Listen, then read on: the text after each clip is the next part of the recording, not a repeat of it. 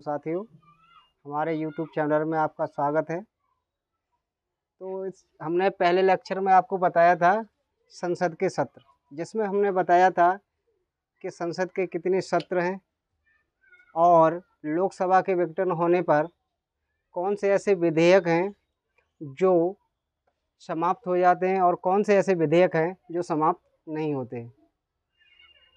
इसके बाद हम चलेंगे अपने संसद की कार्रवाई कि संसद की कार्रवाई किस प्रकार से चलती है, और आर्टिकल 118 अनुच्छेद 118 इसमें ये कहा गया है कि राष्ट्रपति के द्वारा जो भी नियम कानून बनाए जाएंगे वो राष्ट्रपति की अनुमति से बनाए जाएंगे, और इसकी जो संयुक्त बैठक की जो कार्रवाई की अध्यक्षता करेगा वो लोकसभा का अध्यक्ष करेगा।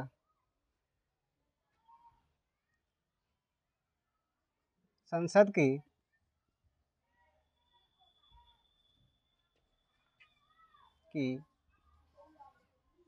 संयुक्त बैठक की अध्यक्षता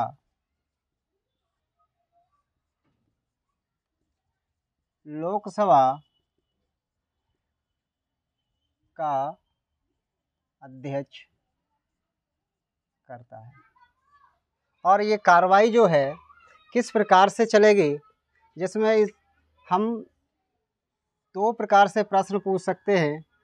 एक होता है हमारा शून्यकाल और प्रश्नकाल।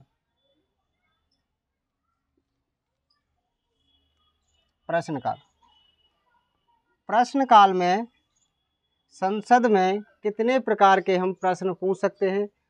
तो प्रश्नकाल में हम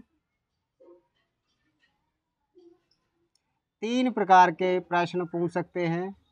3 प्रकार के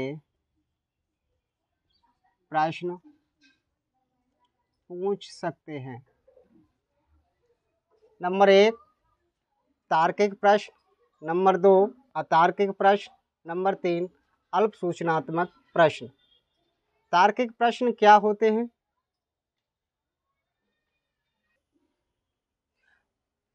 प्रश्नकाल में कितने जो प्रश्न पूछने का जो टाइम पीरियड होता है वो कितना होता है, और प्रश्नकाल किसे कहते हैं, शून्यकाल किसे कहते हैं। तो संसद की कार्रवाई का जो प्रश्नकाल का समय होता है, जो संसद का प्रथम घंटा होता है उसे हम प्रश्नकाल कहते हैं। यानी 11 बजे से 12 बजे के मध्य का जो समय होता है उसे हम प्रश्नकाल कहते हैं। इस प्रश्नकाल में हम 3 प्रकार के प्रश्न पूछ सकते हैं। कौन कौन से? नंबर 1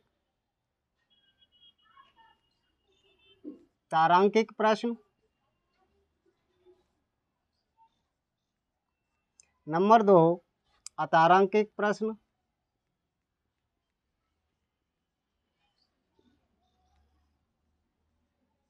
नंबर 3 अल्प सूचना प्रश्न।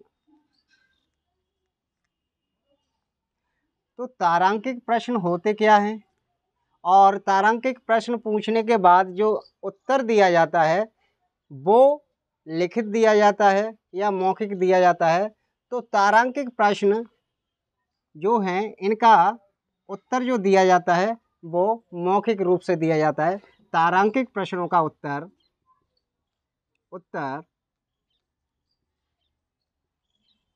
मौखिक रूप से दिया जाता है।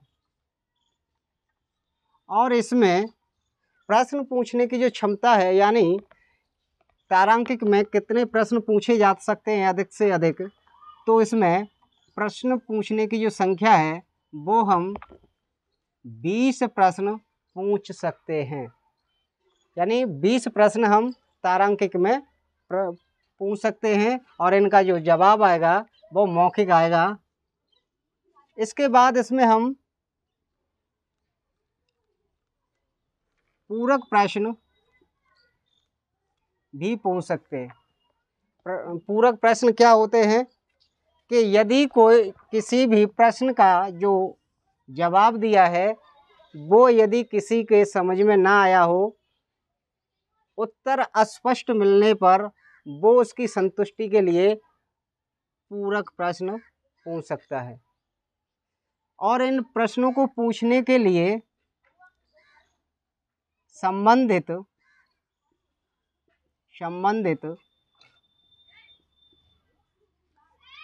सदन के महासचिव को 15 दिन पूर्व सूचित करना होता है। यानी हमें जो तारांकित प्रश्नों में जो प्रश्न पूछे जाते हैं उसमें हम 15 दिन पूर्व महासचिव को हम क्या करते हैं, सूचित करते हैं कि हमें प्रश्न किस प्रकार के पूछने हैं, कैसे प्रश्न पूछने हैं, किस मंत्री से पूछने हैं। तो ये हमें 15 दिन पहले महासचिव को सूचित करना होता है और वही निर्धारित करता है कि आपको प्रश्न कब पूछना है, कैसे पूछना है, कितने समय तक पूछना है। तो ये है हमारा तारांकित प्रश्न। अतारांकित प्रश्न की अगर बात करें तो इसका जो उत्तर दिया जाता है, इसका उत्तर जो दिया जाता है वो लिखित रूप में दिया जाता है। इसका उत्तर लिखित रूप में दिया जाता है और इसमें जो प्रश्न पूछने की जो अधिकता है, इसमें हम 230 प्रश्न अधिक से अधिक पूछ सकते हैं। अतारांकित प्रश्न में पूरक प्रश्न नहीं पूछे जा सकते। अतारांकित प्रश्न में क्या होता है, हमें पूरक प्रश्न नहीं पूछ सकते।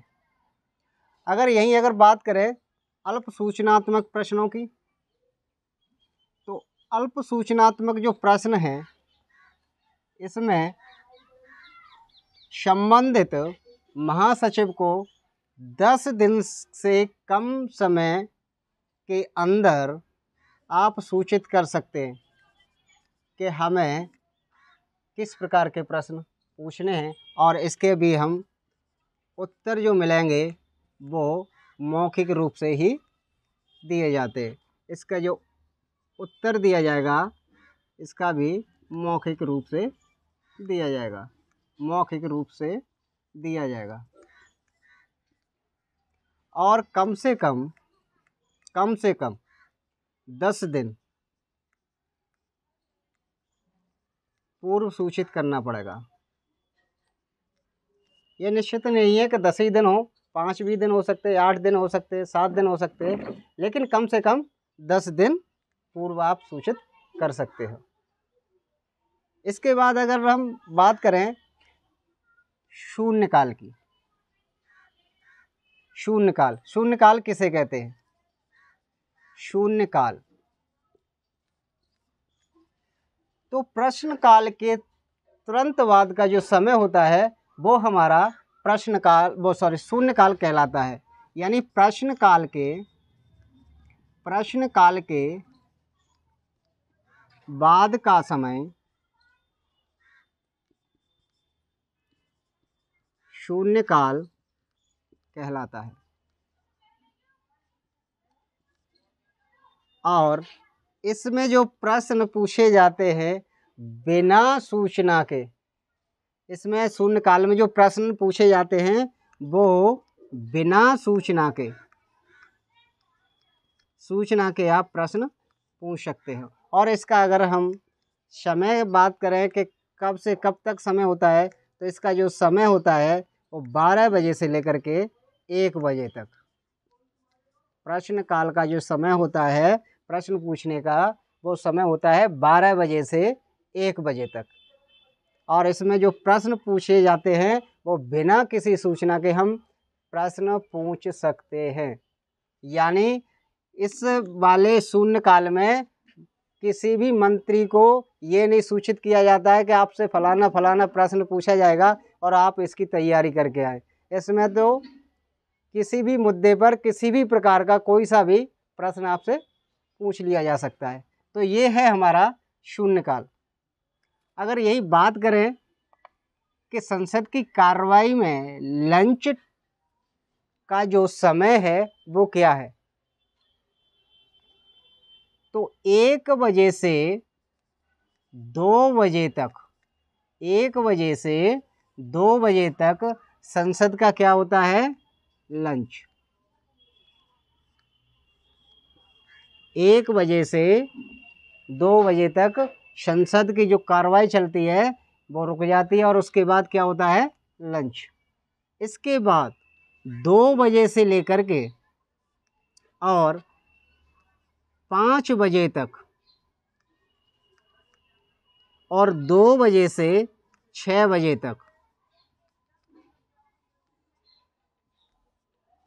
राज्यसभा की कार्रवाई या चर्चा, कार्रवाई, चर्चा या प्रस्ताव, और 2 बजे से 6 बजे तक लोकसभा की चर्चा या प्रस्ताव होता है, जिसमें चर्चा और प्रस्ताव में आप निंदा, विशेषाधिकार, तो 2 बजे से 5 बजे तक राज्यसभा की चर्चा प्रस्ताव की बात होती है और 2 बजे से 6 बजे तक लोकसभा की चर्चा या प्रस्ताव, जिसमें हम निंदा प्रस्ताव, विशेष कटौती प्रस्ताव, अन्य प्रकार के प्रस्तावों की चर्चा पर चर्चा होती है।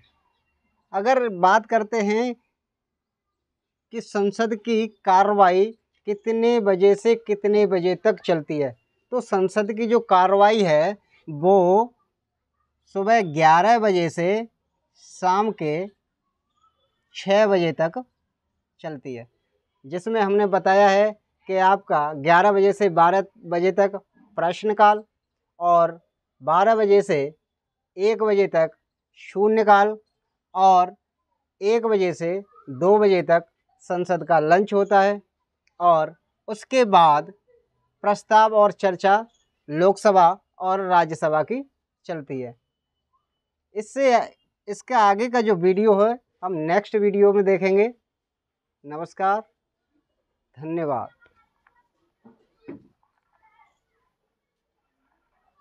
पूरा कर देंगे।